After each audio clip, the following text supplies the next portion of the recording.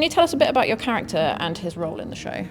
Yeah, so Valentin is this sort of revolutionary figure, one of the sort of leaders in this movement in 1970s Argentina, and he's been imprisoned for his political views. But he's very fiery, and he's come from several years of having to fight against this sort of oppression in Argentina. So you meet him in the show when he's thrown into this cell with Molina in this kind of, like a kind of caged tiger state.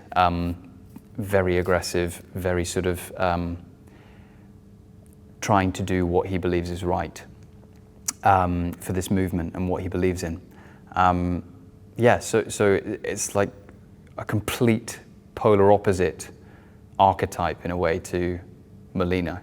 And the idea, what they've brilliantly written, is that you see these two individuals who in lots of ways couldn't be more different, thrown into this confined space together, and you see what happens. Yeah, it's really, it's not something I've done before. I'm not, you know, George is not a particularly angry individual.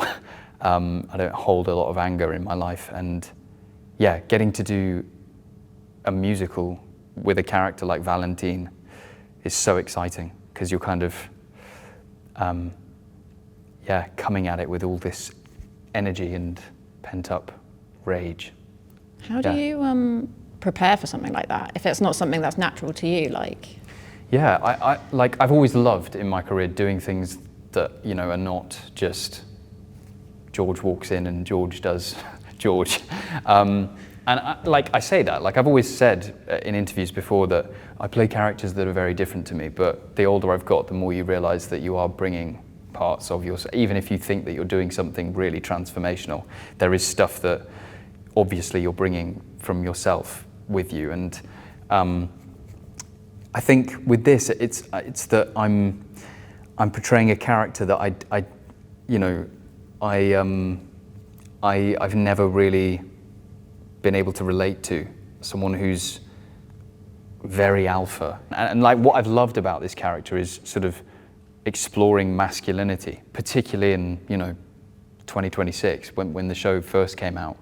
I think people will have received the character of Valentin very differently to how they're going to receive him now, and just trying to work out how to do that, the most effective way of storytelling, using him as a character, you know, and what is masculinity, and all of those questions. I've really loved it. It's just, it requires you to, your question was like, what is required in preparing for that role? I have to kind of think about coming in as like a sort of explosion and putting out that firework throughout the show, and the brilliant Fabian helping me put out that firework and working with him. It's like, it's really exciting to do that. And like, actually a lot of the prep around that is not necessary, because you step into a space with an actor like him and he's doing that work for you. Does that make sense? Yeah. He's so fabulous at changing other people in a space around him. Do you know what I mean? That you're really in that other actor's hands. It's so, I've loved that. I've absolutely loved that, working with him in that way. It's probably worked the same way for him as well. Like, it sounds like you two have that chemistry, and they're very different characters that you can play off of. Yeah, like I've found that fascinating about our job, casting. You know, so often we audition for jobs like this in isolation, and you go and meet a creative team and you do your thing, and they go, thanks very much, we'll be in touch. And then they announce the cast, and you think, I mean, I know sometimes they have chemistry reads, or they have like, they get you together and see how you work together, but more often than not, and the majority of the time, they don't. And then you arrive day one in the rehearsal room, and you discover like, okay, do we have some kind of, like, how is this gonna work? And like, I just always think like that is such a miracle of what we do, that I've been very lucky most of the time in my career that you arrive into the room to work with this other person, and it really does work. but I can't think of another time in my career where it's worked this well. You know, where you really feel like from day one, we are going to be creating and building on a daily basis in the rehearsal room something really special. Yeah. I feel very lucky. That's so exciting. Yeah. I can't wait to see that on stage. Yeah. What is the best moment in the show overall and for your character? So is there something that you can pinpoint out? Oh, wow. It's a big one. Gosh. The best moment in the show. I mean, it's a show where, I mean, from our characters' points of view, we are constantly dipping in and out of reality, and Fabian's character is creating these incredible sequences from his imagination, almost. I think that would be a great question to ask the audience, is like, what of those moments of escaping reality is your favorite? And I bet you they won't be able to answer it, because there's 5 or 6 times where we all, characters on stage and audience, go on this kind of trip together. And we're in the hands of the brilliant AJ Casey, just, you know, taking us on that trip. And like each one has a different flavor and a different aim and goal to change the people on stage and the people in the audience. And I honestly couldn't pick one. I mean, I think, spoilers, are we allowed to spoil? There's a moment in the show that isn't any of that I talked about. As a new father, there is a song, I won't reveal it or spoil it, but there's a song where a mother sings to a son, and I've not been able to watch it once yet without sobbing at the side of the rehearsal room.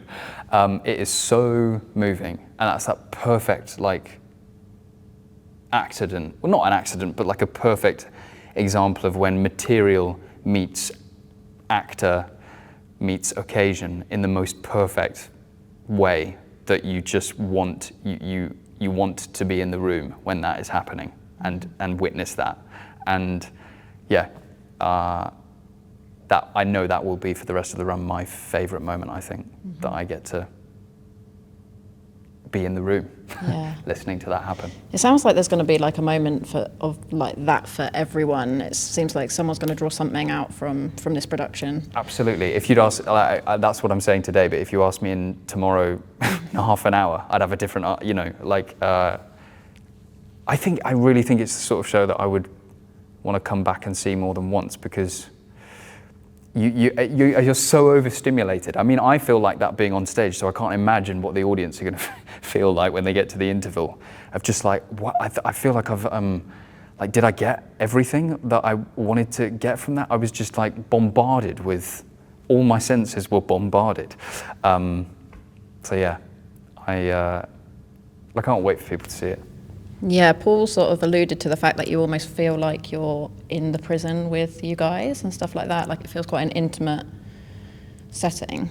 Yeah, I only went and saw the space literally middle of last week, so well into the rehearsal period, and realised like, oh yeah, we're not. I saw the theatre that we were going to be in, and the audience are right there. Like, and I think that will be the same in Bristol and Southampton.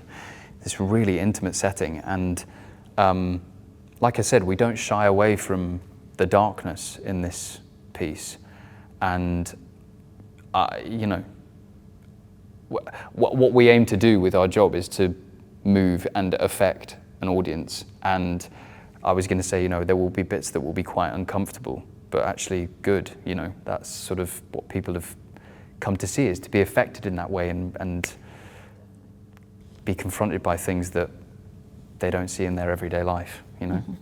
Yeah, for sure. So you've worked with Paul previously on the Cabinet Minister? Yes. Yeah, lovely. And White Christmas at the Sheffield Crucible as well. This is the 3rd time of working with him. Wow. Yeah. What's his direction style like? Has it been different on each production, or is it like familiar ground for you? Do you have an hour? No, he is. Paul does this thing, which I've had the pleasure of experiencing 3 times now. On first day of rehearsals, he says, my job is to get you to your first performance not feeling absolutely terrified. And it seems like a really sort of basic thing to say on day one, or, you know, it's not like some grandiose director's vision, but he absolutely follows through on that, in that he operates that room like a military academy. On the first day of rehearsals, you are blocking scenes and putting out huge dance numbers by lunchtime, so that you arrive where we're at now in our last week of rehearsals, and we feel like if like people had to come and see it now, they'd experience a pretty good show. Like, he works so quickly at getting the show into a good state that it means that we can really, really fine tune and like harness every little nuance in the show in this last week of rehearsals. And it's so pleasurable, because sometimes, you know, I've been in rooms where that doesn't happen, and you do start putting it in front of an audience thinking, I still don't really know what I'm doing here. and you feel like you're still discovering the show as you're putting it in front of an audience. We will do that with this audience as well, because they're going to tell us so much, but it feels like we are really, really creating something special for those first few audiences that are going to come and see it already. Yeah, that's great. Hollywood film glamour in an oppressive prison cell. I know we've kind of spoken about this briefly. How does that work? How is that happening? Yeah, very good question. Fabian's character, Molina, to deal with the trauma of being imprisoned, has developed this way of kind of entering into his imagination, creating and conjuring up visions of this incredible movie star called Aurora, who sort of represents the kind of golden age of Hollywood, this absolute bombshell woman who saunters into our cell that we're in and tries to take some of the darkness away from us. And yeah, it like, I remember reading the script for the first time thinking, I don't know, how is this gonna work? And then you come with this team and you start seeing that put together, and you go, yeah, we absolutely suspend disbelief in theatre in the most magical way. Like, you know, and you need a creative team and the performers to show you that and go, yeah, come on this journey with us. And I think it's done so well by the team and the AJ and, you know, the ensemble and the company. You do just get transported. Yeah, so I think people will love that, really, really love that. I think that's a sign of good theatre, isn't it? When you can transport someone somewhere else. Absolutely. Yeah. Yeah, you said it better. Way better than No, you definitely said it brilliant. No, it is that though. So how does screen acting differ from the stage? And dare we ask which one you prefer? Because obviously it's very two different. Yeah. They are. They're really, really, they're so different. And I mean, obviously lots of people say that you can use things from both and in both. But it is like a completely different art form. Maybe less in this. I mean, we're really lucky here that we can do some really kind of small, detailed work. Not that you can't in big playhouses, but often you are trying to tell a story to people who are over 100 meters away. So that just requires a different way of telling that story. It feels on this job like we've got that perfect hybrid thing of the front row are going to be within meters of us, you know, so they will feel like they're in the cell with us. It will feel, I think, especially with some of the design that's happening, no spoilers, it will feel very televisual, and that just feels exciting. We're going to be doing this kind of live experience that is theatre but can be really intimate. Which one do I prefer? I really, really love. I'm like a pig in beep on a job like this, because I think, you know, very, very quickly before I do like some sort of PhD lecture, you are not in control of the story that you're telling on screen as an actor. You rock up on set and it's like collecting scrapbook like clippings. You know, you get a newspaper and you get newspaper clippings and you bundle them all in a basket and you go, here are some ideas, someone else tell this story. And you send it to an edit team and the director and the producers and they make that story for you. I've seen some stuff of mine where I remember a duologue, one of the first duologues I ever filmed on camera, they completely reassembled the scene. The scene started with like my fourth line, cut to his first line, cut back to a laugh that I did at the end of the scene, and they completely rewrote the script. The scene was brilliant, but I did watch it thinking like, how much of that is my work, you know? Whereas in this medium, you are completely in charge with the help of an incredible creative team, but on the night, you as the actor are in charge of how that audience receives that story.